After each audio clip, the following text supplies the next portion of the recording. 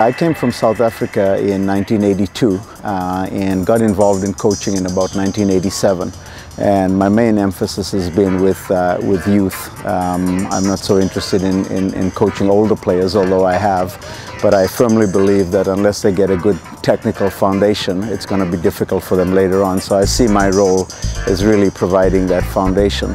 And so I've studied extensively in other countries, learning about youth development.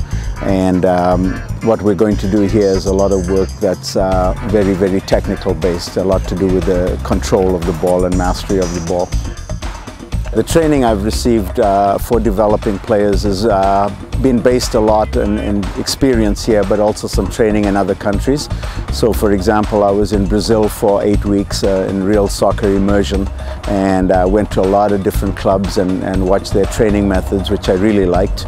And then the second part of that, I went to Holland and spent some time over there with at the National Training Center in Holland, and also with a little bit at a club called Ajax, which is one of the big clubs in the world.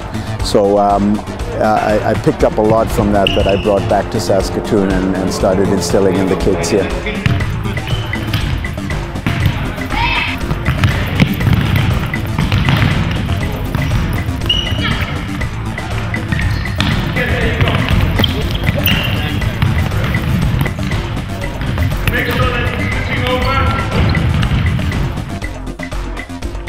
Saskatchewan, unfortunately, we're a long way behind, and I think the problem is because a lot of it is based on competitive games rather than the actual training that the children need.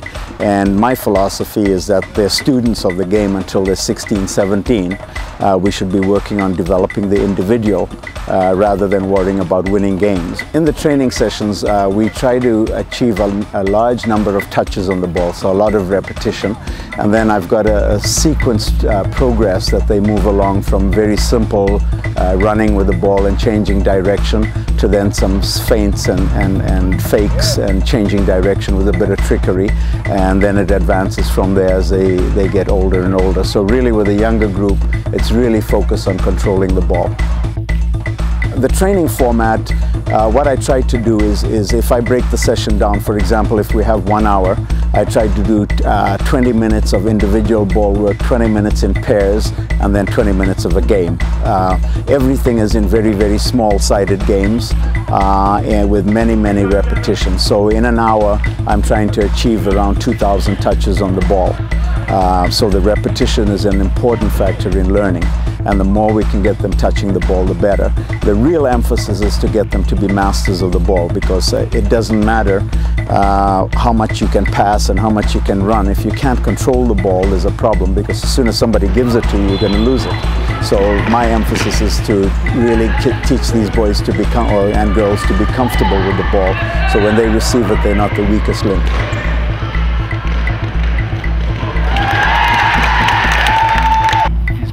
What I would like to do is have most of the players from this group graduate into our regional training center and our national training center programs, and also to make our provincial teams, but also to do well with those provincial teams. So for me, it's really, I'm interested to see in 4 or 5 years what the results are going to be and how many of the players at the very lowest group here make it through, and that will be my measurement of success. Is, you know, I'd like to get 90% of them playing on provincial teams.